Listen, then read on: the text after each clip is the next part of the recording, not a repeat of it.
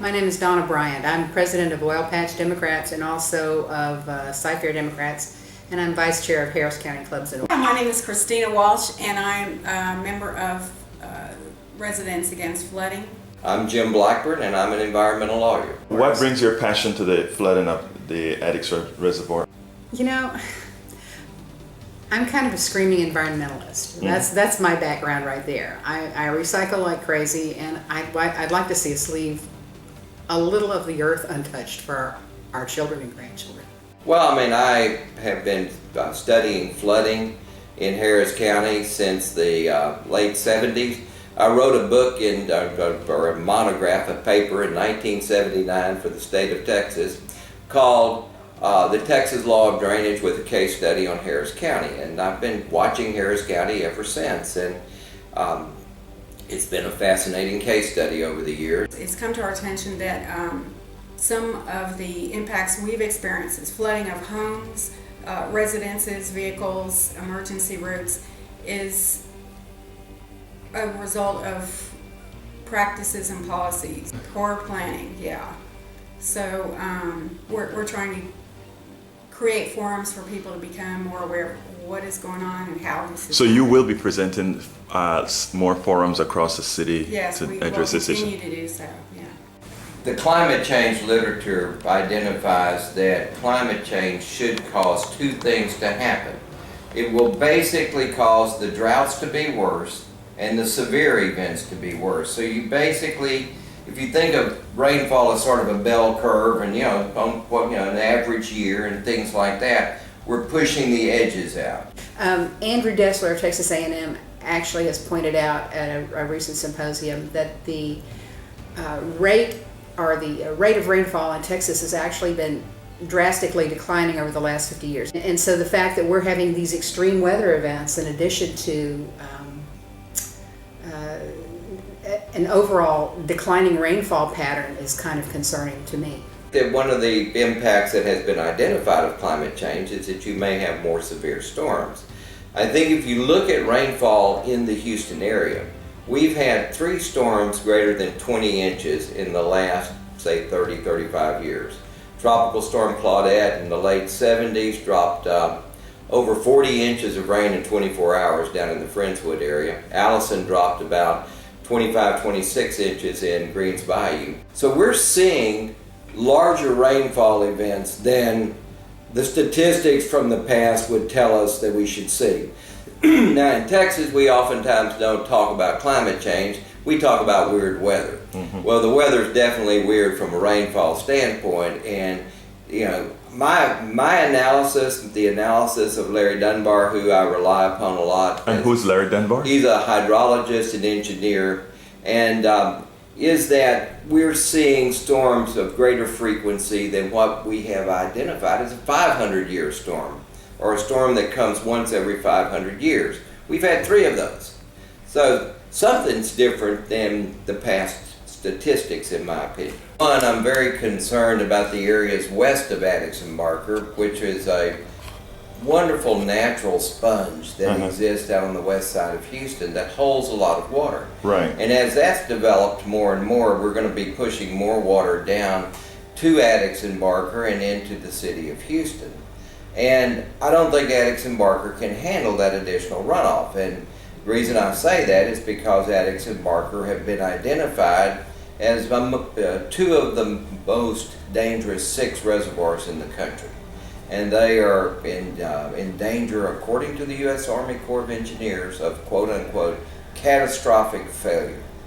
And that's a consequence of both the risk that the dam will fail and the consequences of the failure downstream, because most all of the developed part of Houston would be in harm's way if those dams fail. We're trying to raise awareness of the danger of these dams and to Which to dams? alert the Addicks and Barker dams, and to alert the public as to the consequences of their collapse. I think a lot of people are totally unaware that they're living on top of a, I don't want to say a volcano, but A a bomb. time bomb for sure. The reservoirs have been evaluated as being at risk of failure, and they are replacing the gate structures. The Corps of Engineers, I think, will be announcing shortly, if they haven't already, that they intend to repair the gates at the dam, and they're not sure if that's going to solve the problem or not. But what they have found is fissures, kind of holes, voids, if you will, within the dam structure near the gates, and that's very worrisome because it means that the structural integrity isn't there. So they're trying to fix the gates.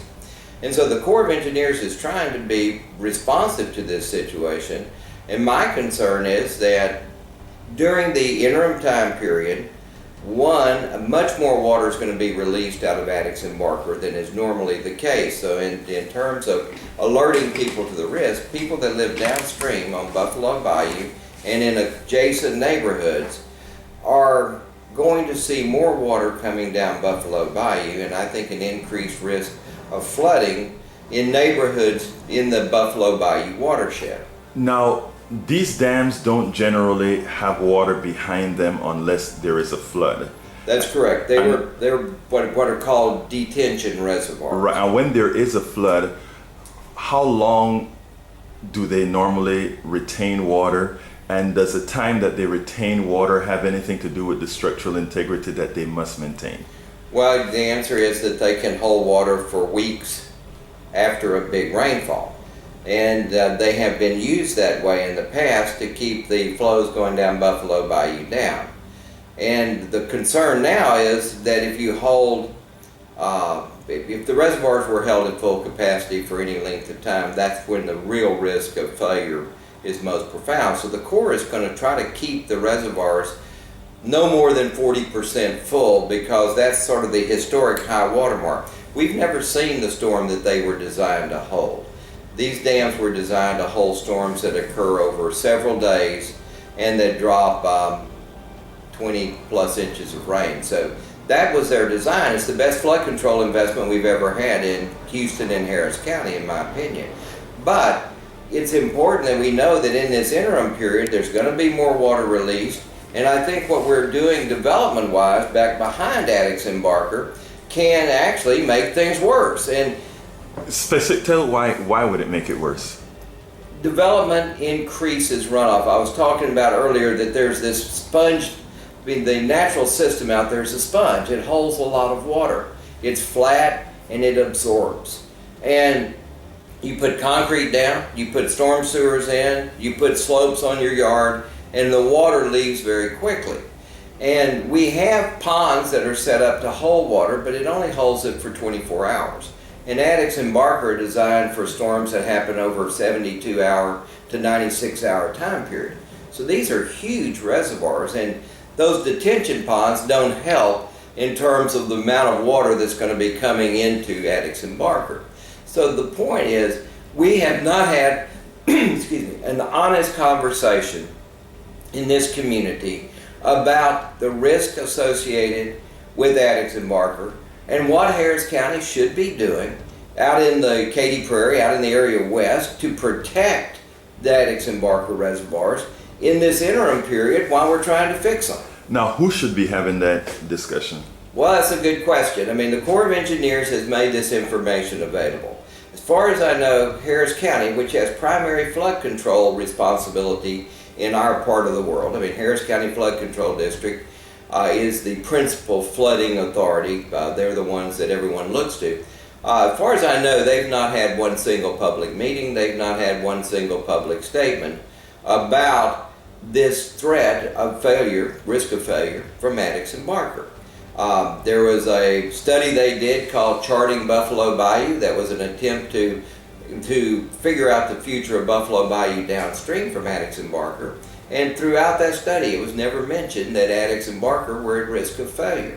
So it seems like to me this information is being concealed, suppressed. We're not making any attempt to have I think, an enlightened public discussion that one would hope that we would have in this day and time. We understand there's going to be more development. Our concern is the way it's going to happen. Right now, in Houston in particular, we're being assessed a new drainage fee, and we have stepped up to the plate and agreed to provide more funding to address the problems. And our concern is our homes flooding. While we're providing that money, we don't see that we're actually changing the practices that got us here in the first place.